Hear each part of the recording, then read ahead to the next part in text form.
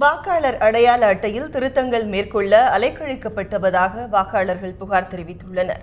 வாக்காளர் பட்டியலில் திருத்தங்கள் மேற்கொள்ளவும் வாக்காளர் அடையாள அட்டையுடன் ஆதார் எண்ணை இணைப்பதற்கும் தேர்தல் ஆணையம் சார்பில் 3வது கட்ட சிறப்பு முகாம் இன்று நடைபெற்று வருகிறது. சென்னை உட்பட தமிழகம் முழுவதும் உள்ள அனைத்து வாக்குச்சாவடிகளிலும் இந்த பணிகள் நடைபெற்று வருகின்றன. காலை 10 மணி முதல் மாலை 5 மணி வரை நடைபெறும் இந்த சிறப்பு முகாமில் வாக்காளர்கள் தங்களது பெயர், முகவரி, புகைப்பட மாற்றம் உள்ளிட்ட திருத்தங்களை மேற்கொள்ளலாம் என்று தெரிவிக்கப்பட்டுள்ளது. இதனிடையே திருத்தங்கள் மேற்கொள்ள ஏற்கனவே விண்ணப்பங்கள் கொடுத்தும் அவை முறையாக பதிவாகவில்லை என்று கூறி அதிகாரிகள் தங்களை அலைக்கழிப்பதாக பொதுமக்கள் புகார் தெரிவித்துள்ளனர். போன தடவை இங்கே தான் ஓட்டு போட்டேன். அப்போது நான் சுப்ராய நகர்லேருந்து இங்கே ட்ரான்ஸ்ஃபர் பண்ணி எல்லாம் அப்ளிகேஷன்லாம் கொடுத்தேன்.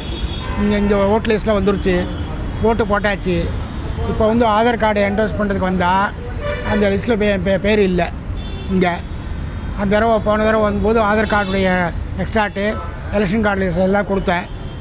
இப்போ மறுபடியும் 2வது கேம்பில் இருக்கும், கையெழுத்து போடுங்க, வெரிஃபை பண்ணிட்டு போடுங்கன்னாங்க.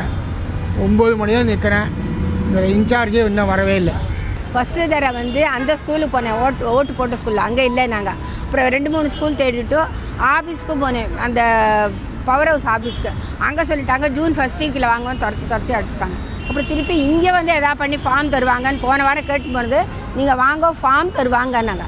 இப்போ ஃபார்ம் இல்லை, நீங்கள் அங்கே தான் பவர் ஹவுஸில் போய் ஃபார்ம் வாங்கி ஃபில்லப் பண்ணி கொடுத்து அனுப்பணுங்கிறோம்.